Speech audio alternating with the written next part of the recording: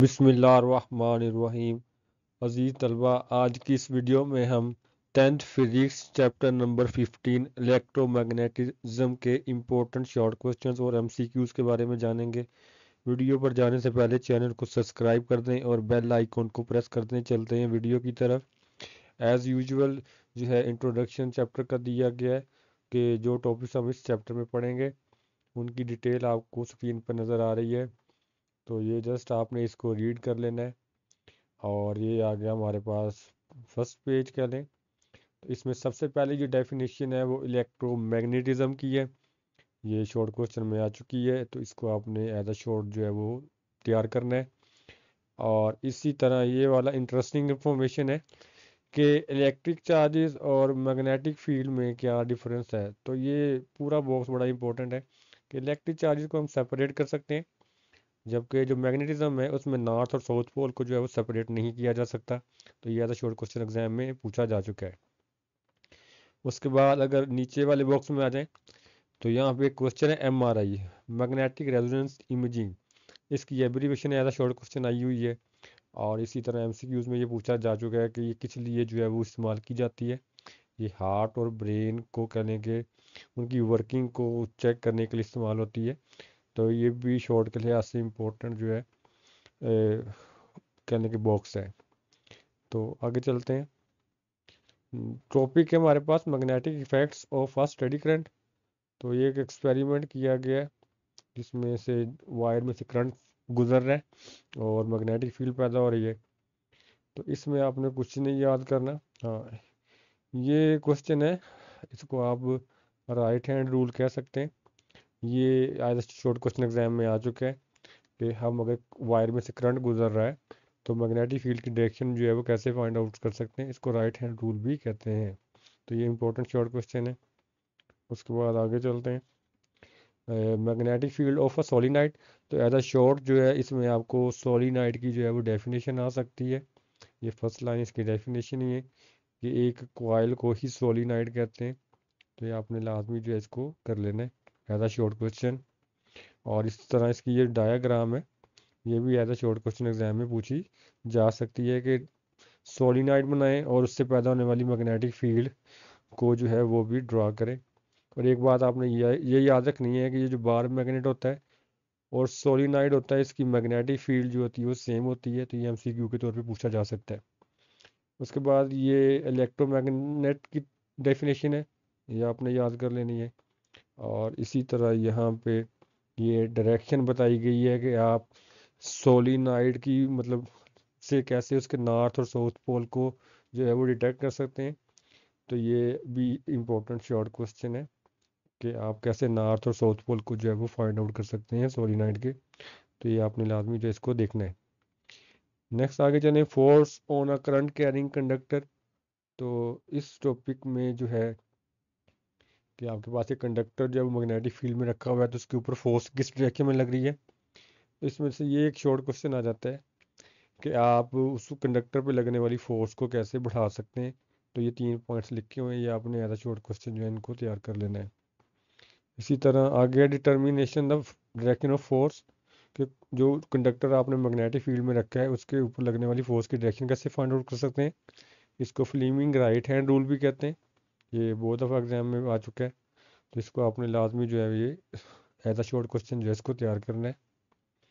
और उसके बाद है जी नेक्स्ट टॉपिक है turning effect on a current carrying coil in the magnetic field. ये टॉपिक आपने स्किप कर देना है, इसमें मतलब ये शॉर्ट क्वेश्चन नहीं बन सकता है, ना ही आया एग्जाम के अंदर। और आगे चलते हैं, नेक्स्ट टॉपिक है डीसी मोटर। तो इसमें से शॉर्ट क्वेश्चन ये बन जाता है कि मोटर क्या होती है, डीसी मोटर क्या होती है, या इसका वर्किंग प्रिंसिपल जो है ये पूछा जा सकता है। तो ये आपने इसमें से याद कर लेना है कि ये डीसी मोटर कैसे वर्क करती है एज अ शॉर्ट क्वेश्चन। ठीक है, उसके बाद ये एटीएम कार्ड कहा जाता है कि ये कैसे हम यूज़ करते हैं बैंक्स में। तो ये भी इंपॉर्टेंट शॉर्ट क्वेश्चन है, इसको भी आपने तैयार करना है। नेक्स्ट इसके अंदर एक डेफिनेशन है कम्यूटेटर की, ये काफ़ी दफ़ा एग्जाम में आ चुकी है। तो ये यहाँ पे नज़र आ रही है आपको स्क्रीन के ऊपर। तो ये कम्यूटेटर की डेफिनेशन आपने जो है वो तैयार कर लेनी है और ये किस पर्पज़ के लिए यूज़ होता है ये भी आपने देख लेना है। ठीक है, नेक्स्ट आगे चलते हैं। आगे ये इलेक्ट्रिक मोटर की डेफिनेशन यहाँ पे दी हुई है, ठीक है। विच इज़ इलेक्ट्रिक मोटर, मतलब इसकी डेफिनेशन है, ये इलेक्ट्रिक एनर्जी को मैकेनिकल एनर्जी में कन्वर्ट करती है। इसी तरह यहाँ पे आपको आर्मेचर की डेफिनेशन नज़र आ रही होगी, तो ये भी ज़्यादा शॉर्ट क्वेश्चन एग्जाम में पूछी जा चुकी है।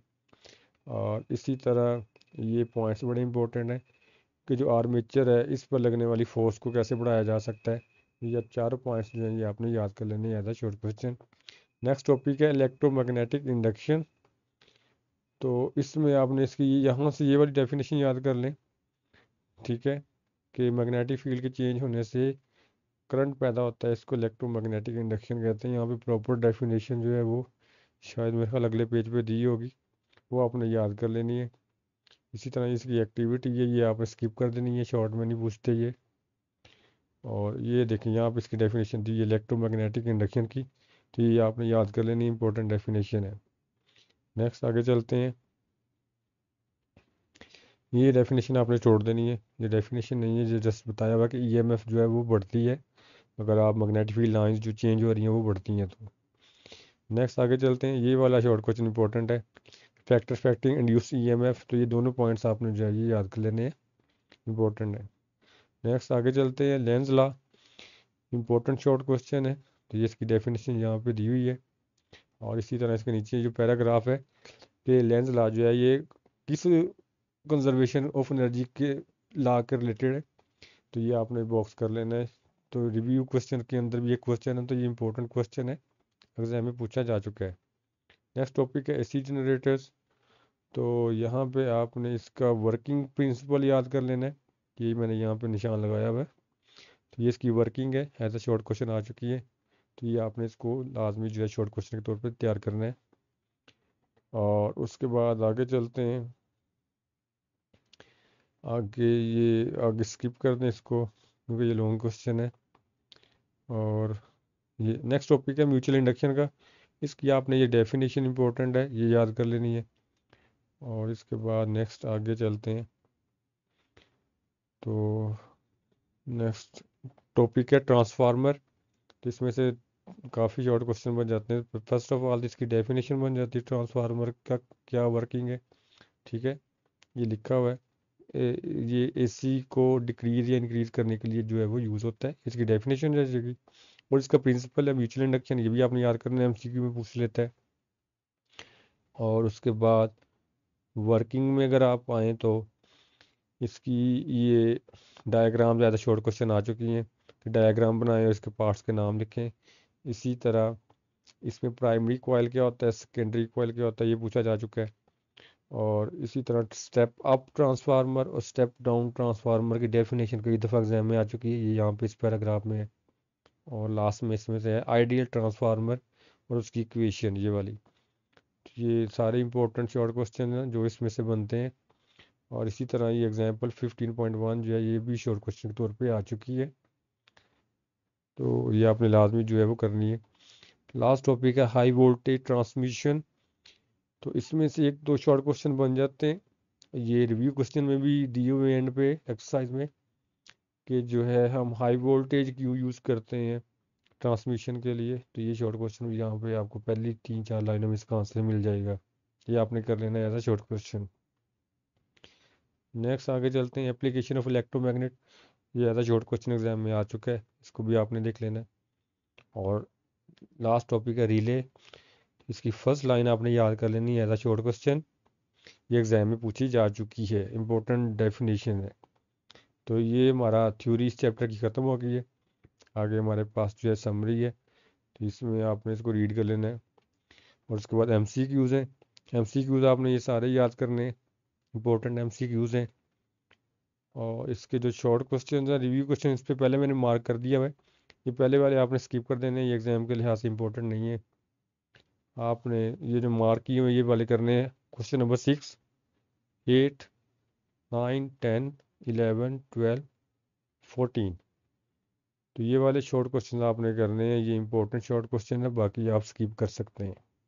और कॉन्सेप्चुअल क्वेश्चन की बात करें तो इसमें से ये तीन जो हैं ये काफ़ी इंपॉर्टेंट है, क्वेश्चन नंबर 3, इसी तरह क्वेश्चन नंबर 6 एंड 7, ये काफ़ी दफ़ा एग्जाम में आ चुके हैं। और इसी तरह ये लास्ट क्वेश्चन है क्वेश्चन नंबर 9।